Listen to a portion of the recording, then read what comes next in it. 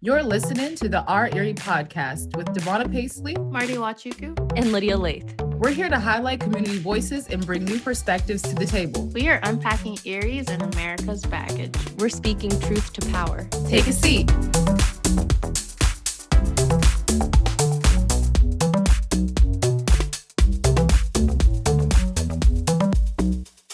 Hey, Our Erie listeners, and those who are listening for the first time. This is DaVona Pacley.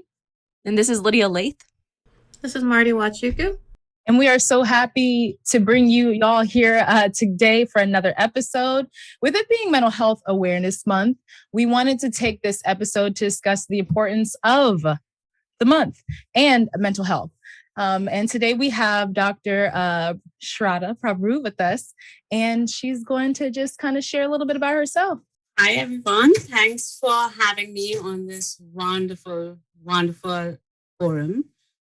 So my pronouns are she, her, and hers. I was going to say I wear many hats, but it sounds like I wear one and take it off and then wear another, which isn't really true. So my identities are pretty intersectional, like most people's. I am a cisgender, upper class, able-bodied, solidly in the middle class, American middle class, that brown woman. I'm also a clinician. I'm a researcher, an educator, and a lifelong learner. I'm a spouse, a sister, a daughter, and let me see, am I missing anything? A pet mom. And that's pretty much all I can think of right now. Yeah. This is so awesome. It's so awesome to have you on here, Shraddha. So for people that don't know, Shraddha was, are you still teaching at Edinboro or? Yeah. Okay. And so Shraddha actually was one of my professors at Edinboro when I was getting my master's degree there. So I looked up to her then. I still look up to her now, but it was so cool to be able to bring her on the podcast and stay in touch after graduating, because it's always cool to stay in touch with people that you look up to and role models. Well, Lydia, that is pretty humbling to hear, because you are doing some pretty amazing things out in the world, making the world a better place. And it is very inspiring to see everything that you're getting done. So Thank you. How I met Shraddha was very interesting. It was a very interesting time. We met at the what were we at? The brewery. It was an art gallery night that we had went and met, and we actually met through some issues of the patriarchy, I should say. Yeah, being not accosted verbally by this guy. So then we end up, like, her, myself, and Angel, we end up having a really deep conversation after that. And so, of course, through that conversing, and then obviously through Tyler Titus, we were able to connect in that way. So it's I'm just now excited to have you now here on the show with us. I know, right, Lydia? I know that's how we would meet, right? Of course. Misogyny. It's like, but it was a nice. It was really awesome to really still meet you during that time, even though it was a shitty time. We still, we came together, and that was beautiful. Yeah, and I guess there's never a time in the history of human beings when it's not shitty and not wonderful at the same time. I think it just comes together. Right? So true. I've had a chance to run into Marty many times.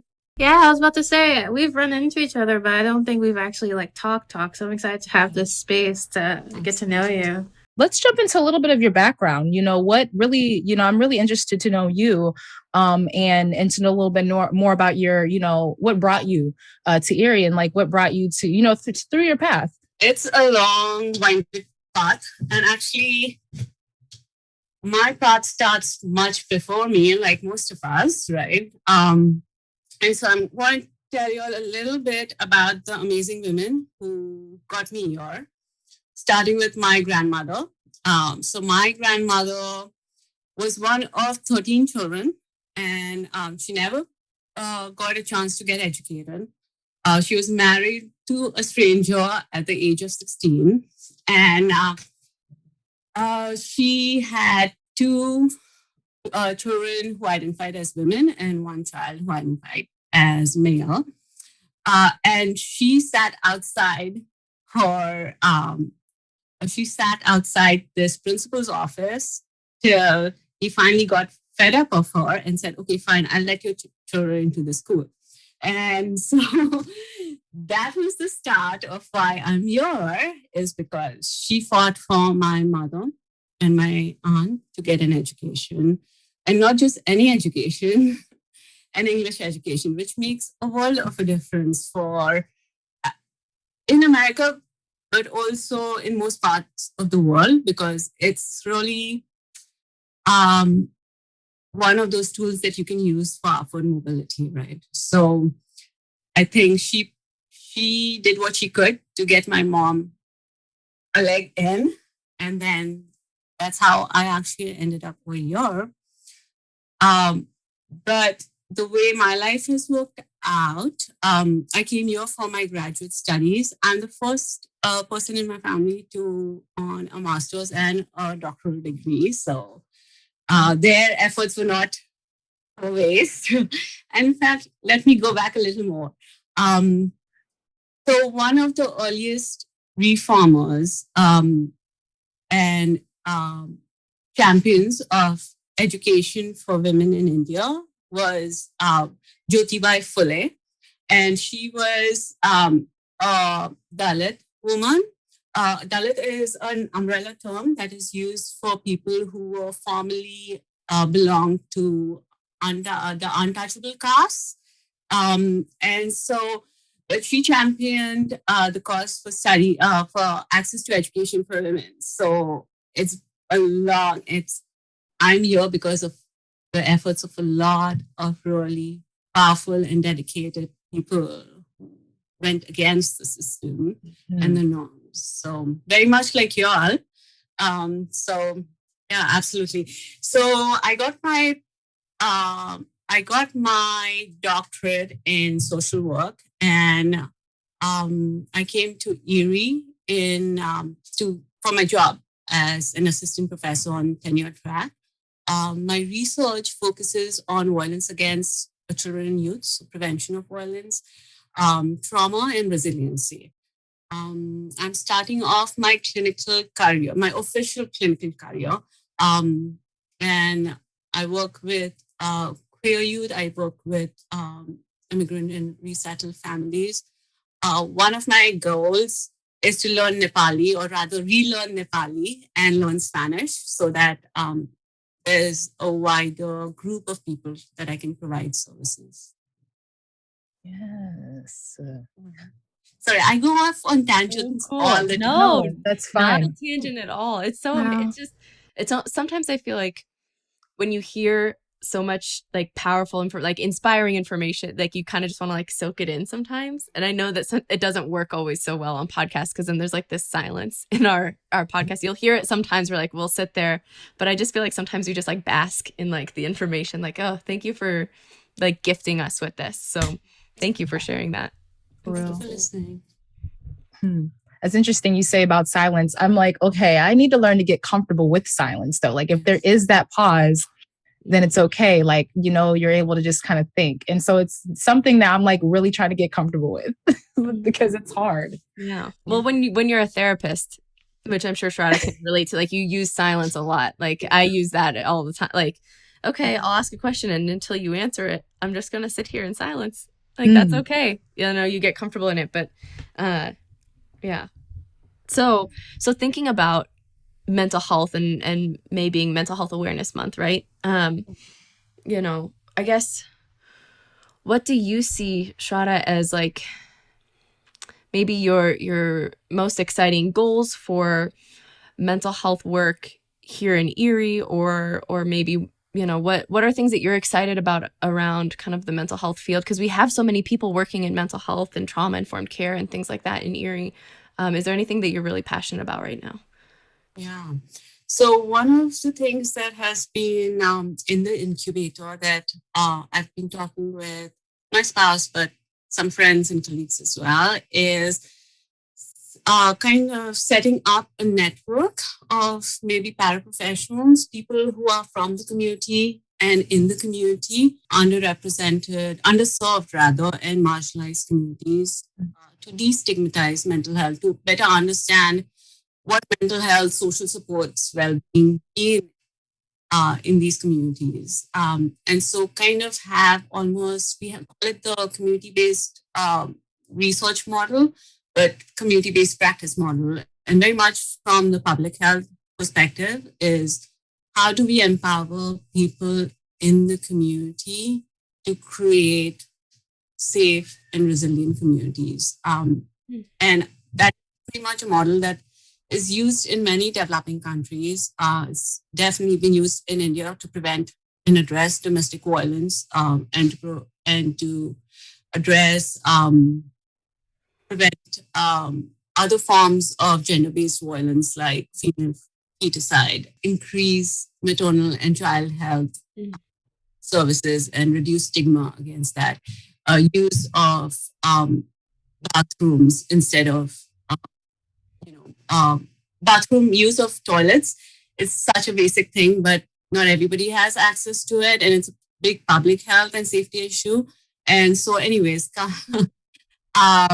point is that these are models that have been used and found to be effective in many parts of the world, and I'm hoping that we'll be able to start to build on the work that's already being done and add to it. So that's my big 5-year goal. That's awesome. It kind of reminds me of like work Marty. Like it's almost like combining all the things that we do, like community organizing, social work, counseling, like networking, all these things that we already do, but like in one format. Isn't that kind of what the dream society is that we all take these holistic approaches to all these issues, Absolutely. That's why I became a doula, because I feel like it's the all-encompassing work of like advocacy, but also empowerment, but also really giving that power back to the birthing person who is, the one that has to go through this experience. But not only the birthing person, the support people and the people around, around the family member. And I think that education is super important. So that's applicable to my work. That's applicable to your work, right? And also the therapist's job. So it's just really all encompassing. And I really would love to start to see a lot more of us kind of maybe connecting our resources in that way. Like I was even thinking about like my own personal journey of my, growing my business, but not just looking at it in the business aspect, but looking at it as a community collective space of, okay, well, I have these therapists. So with some of my clients, I say, okay, there's some therapists I know, there's some resources I know that I can, although I can't do it and I can't afford that for you, you can, these are the people that you can use. And so I think that seeing that connection is really important. And I love that we're networking here because we all can really, we all have the opportunity to do that. So. No, I just wanted to learn a little more from your perspective, about your perspectives on mental health. Yeah, let's go around the table. Shraddha, do you want to start off by just saying like what is your, maybe even not currently, but like growing up, kind of what was your perception of mental health and how it was discussed versus now? Hard sometimes to separate the history of colonization from contemporary practice and kind of determine what is each. But one of the impacts of colonization is that we were robbed of the resources that would have been available to us to invest in our communities and in our sciences, in the development of systems that for well-being. And so mental health is not only stigmatized, but there aren't enough resources, there aren't enough trained professionals to provide mental health services in India. And of course, people being as creative and resilient will find all sorts of ways to meet their needs. And some of these practices are harmful, while others work quite effectively. So usually access to mental health services is more through social capital, that is reaching out to networks within the community, informal counseling. So some of the benefits being not only in the industrialized countries, but being part of the middle and upper middle class in industrialized countries is that you get access to, well, the research is conducted on people who look like you, who have an education like you, and then your services are tested and then fine-tuned to meet your needs, right? Mm-hmm. And so I think it's a little it's complicated. Everything is complicated, right? But I think mental health, people usually think of mental health being you're either mentally ill or you're not, right? But that, right, you can, there's no way you can go through a traumatic life experience or experience systemic oppression and not have an impact. It's like saying, oh, you get beaten up and there are no bruises on you. Mm-hmm. And that's just not possible. And that's not possible when there's historical trauma. Mm-hmm. And so it isn't the absence of mental illness as much as what resources are there for healing and coping and growth. And that's how I see it. Mm-hmm. So I see it not as a reflection on individuals, but on society. Yeah. Oof. I just want to bask in that again, right? Like, yeah. Oh, it's so accurate. I love that. I have so many thoughts. Go ahead, DaVona. Yeah. I have so many thoughts as to what you're saying as like far as resources. Just the idea of like mental health, I guess for me, I'm trying to think of like the first time mental health, like what it meant, like when I was younger as opposed to now. I will say that when I was younger, mental health was painted as, having that one quote unquote crazy family member, and sorry for using that, but using these derogatory terms that were, that was the narrative of like what mental health problems were to me until I realized that I had my own mental health problems, right? Like struggling with anxiety and depression. I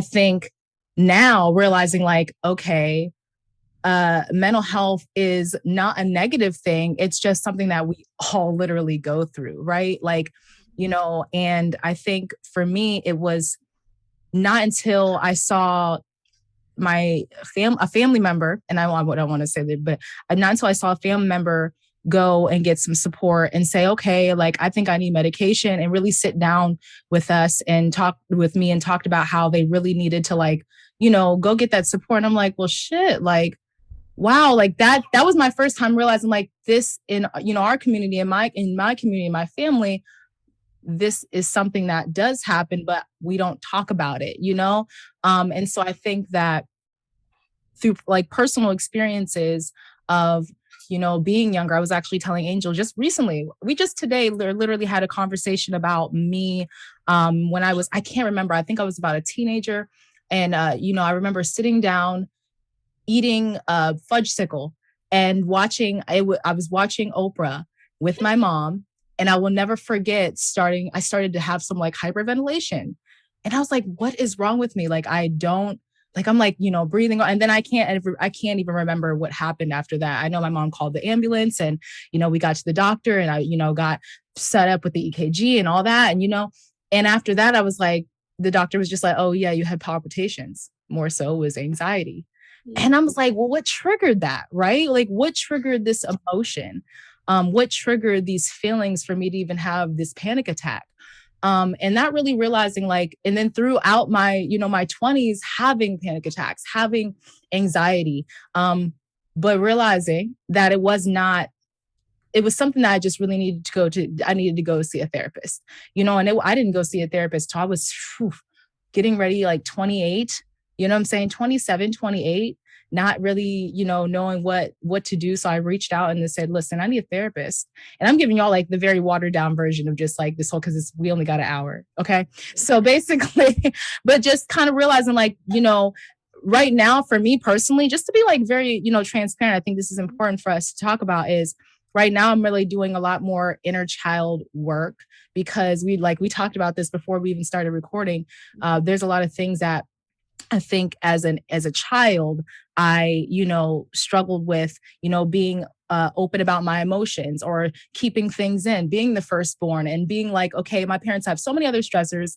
I want to make sure that they're okay, but realizing that I had to still make sure I was okay. And that's at 33 years old, that I have to realize like my mental health is super important, and not that I don't care about anybody, my family, my friends, my spouse, or my niece enough. It's that I have to make sure that I'm okay. Because if I'm not, then nobody around will be nobody around me will be as well. And I think that's like when I realized mental health was super, super important to talk about, but also super important to be transparent with, my family and my friends, because there's days where like, you struggle, and then there's days where like you're good, and I think that's realizing that's just like the facts of life, is just, realizing that like you'll be okay, and I can say that for myself, that's just where I've come, through my journey of mental health. But I like this to talk about self-care later, because I actually want to bring up something about that. But that's just my experience of mental health and what the importance was in my journey, from like realizing that it's super important. It doesn't have to be a negative negative stigma to it. Yeah. Thank you, DaVona. Yeah. You're welcome. Marty, did you want to share? Yeah. It was much later that I feel like I was exposed, not to, I don't want to call it an idea, but like the awareness that it was a thing. It's not something my family ever really talked about. If you saw someone on the street acting a certain way, they would say they were crazy, or like I was aware like there was something wrong with people, but I wasn't really aware that there's illnesses and what these illnesses are. And that's when I finally learned about it. I came to understand mental health as you're either okay or you're extremely mentally ill. And even in health class, I don't feel like we ever really touched on it.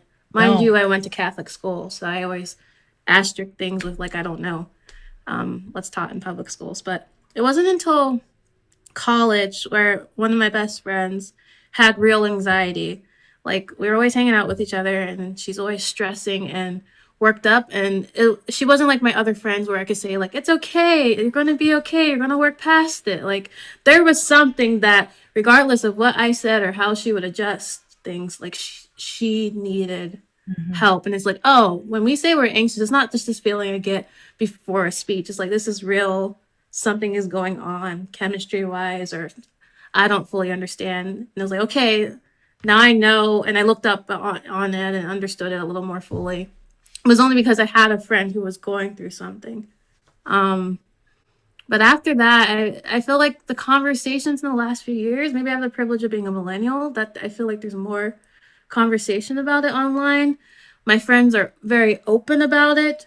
I myself, ex post facto after school, realized like my last 2 years of school, I was totally depressed. But it's not something I was aware of it in the moment, and I didn't have the knowledge of like these symptoms or these things that I'm experiencing are telltale signs of like depression. And it wasn't until COVID and I always thought, for what I think what mental illness looks like, or people who go get help or therapy, I'm okay. I don't need that. So even though I thought maybe I would benefit from it, I just didn't do it. And it wasn't until COVID last year where I had a really hard time and I started feeling like I did, but even worse so, like I did in college, that I was like, okay, I need to figure out how to go to therapy. And I don't really fully understand it, but it's something I need to try. I'm not okay right now.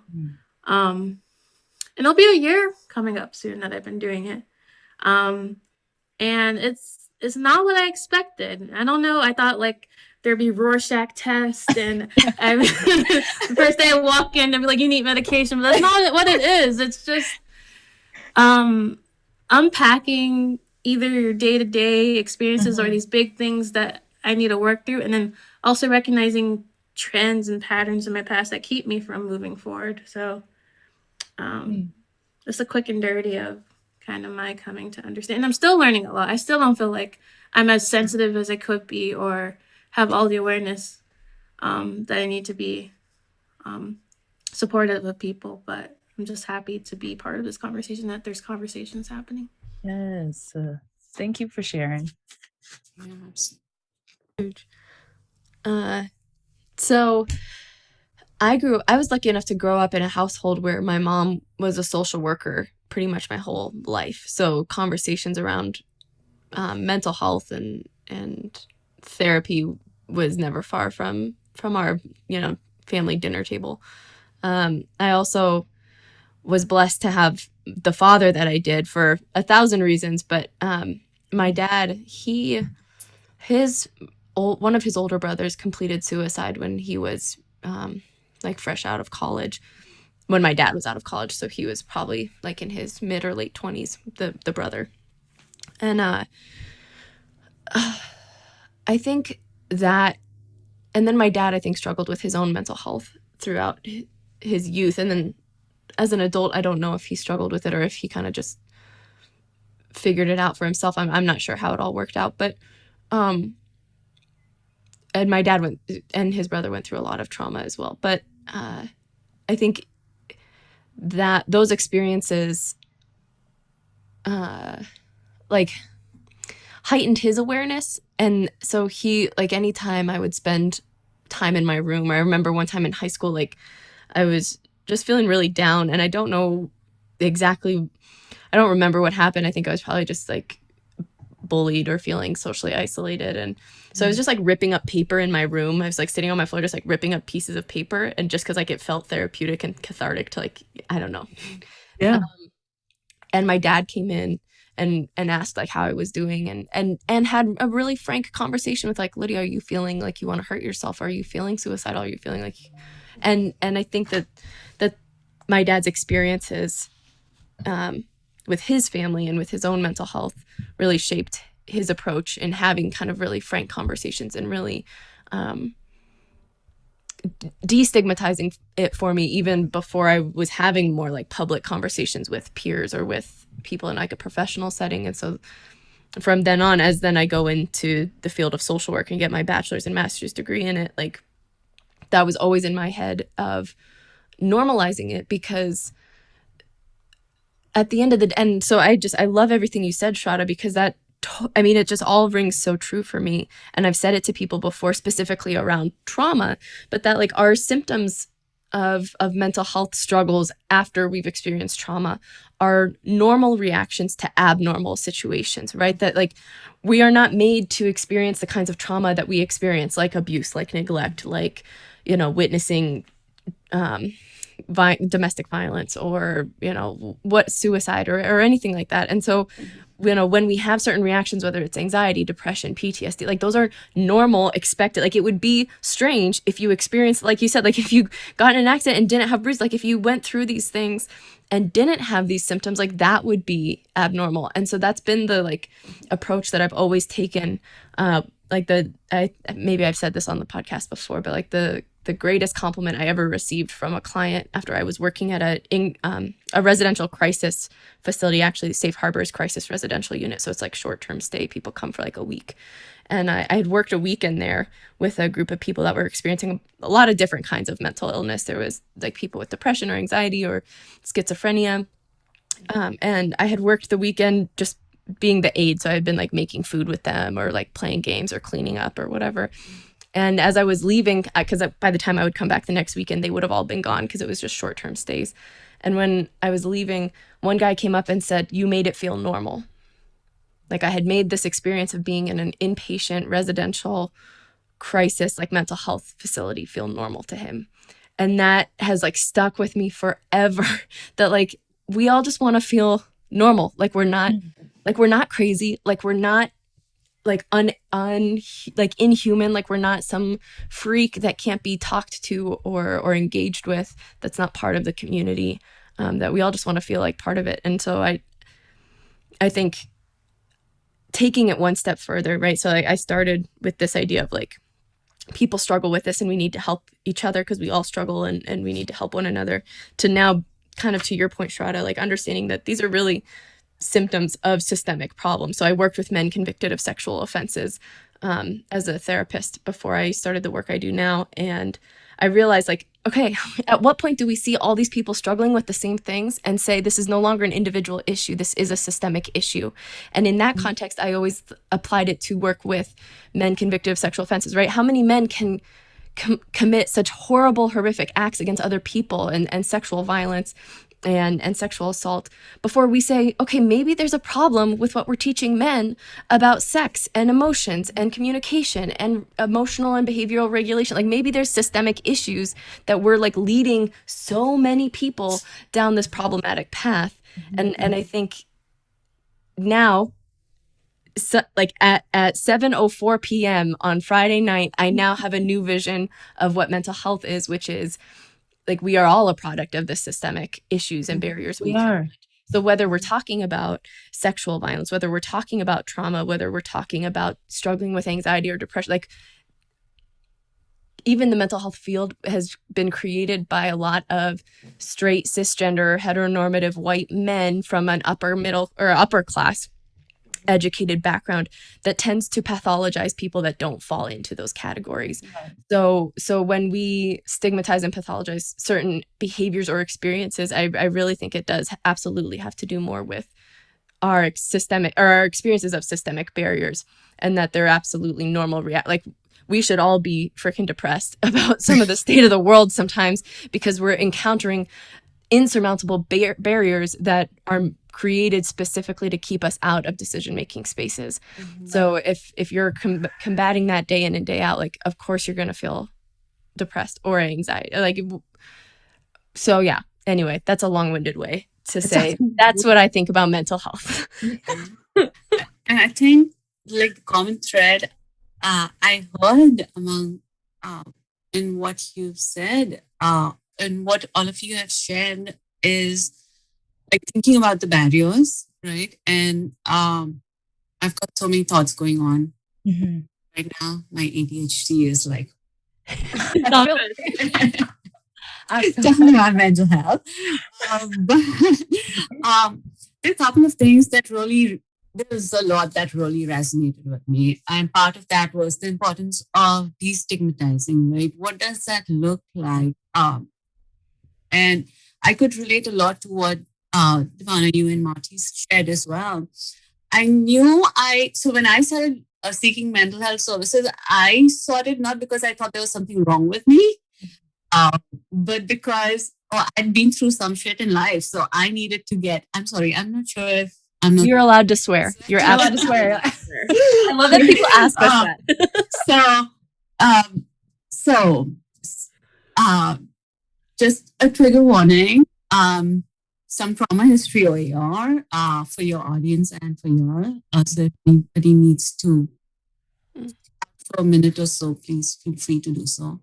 Both my parents, my mom and my aunt experienced domestic violence. Domestic violence, violence against women generally was really common, is really common in most societies and in India as well.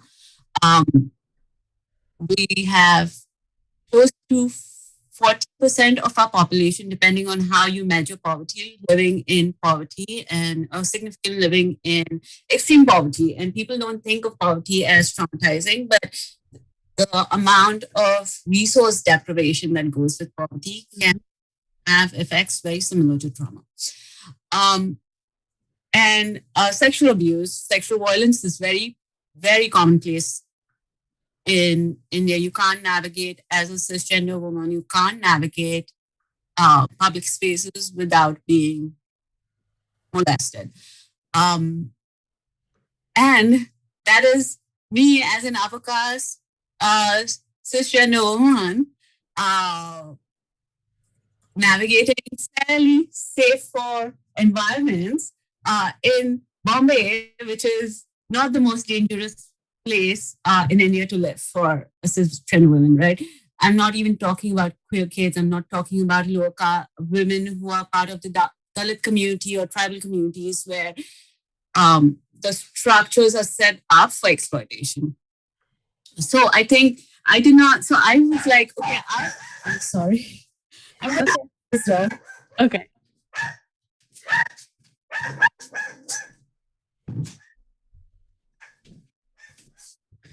So I'm like, okay, so I've been through some shit and I need to process this. But I didn't think there was anything wrong with me. And it wasn't until last year, after doing a lot of work in with therapists, I think almost 8 years, that I was like, oh my God, maybe there is some impact of the trauma on me. And this is after teaching 3 years of trauma, right? Trauma course. So I think part of that is how we think about trauma. Like you said, Lydia, and like you said, Marty and DaVona, it's like a cultural piece to it. Like, oh, everybody goes through shit. There are people who go through shit worse than me. People who are trafficked. There are people who live in homes that they can't, and in communities that they cannot escape. So I'm not that bad. I'm not that bad, right? And I have resources. So, I should just get my shit together and move on. I'm in a better place, so I should just move on. Or, these are only problems that rich white people have, or rich people have, or upper caste people have, or whatever it is, right? Whatever that hierarchy is within our. But there's another piece to it, I think, that relates to equity, right? All of my therapists have been cisgender people, and most of them have been white women who, fortunately for me, had a pretty significant level of cultural competency, and were working to build that cultural competency. Most of them were queer competent. Most of them had some understanding of immigration-related issues. But what happens when a queer youth or a queer person or a person who is undocumented or has a disability and walks into our office and has to explain themselves and their experiences to the therapist? It is and has to experience microaggression, right? So that, I think, is part of it as well. Is the deterrent or one of the barriers to services.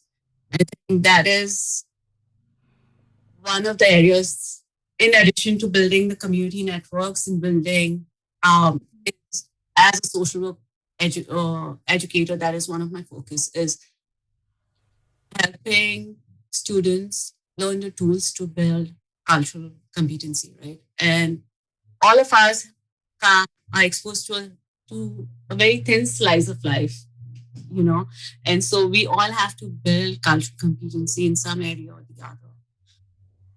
But I think that's those are some of the barriers that I've noticed that are there that kind of prevent access to mental health services. And in that sense, it's very much an issue of equity, right? Because I've benefited so much from the work that I've been able to do and the trauma I've been able to process.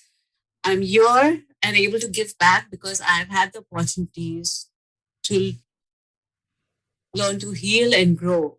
And everybody should have access to those opportunities based on race or gender identity, sexual orientation, and all of those identifiers that place you higher up in the hierarchy. You've been listening to the Our Erie podcast. Community voices unpacking Erie's baggage and speaking truth to power. You can continue the conversation on Facebook, Instagram, or Twitter at Our Erie Series. Funding provided by United Way of Erie and Ember+Forge. Music produced by Light Shadow. We appreciate you for listening to the Our Erie podcast. Until next time, take care of yourself. Keep fighting the good fight. Peace.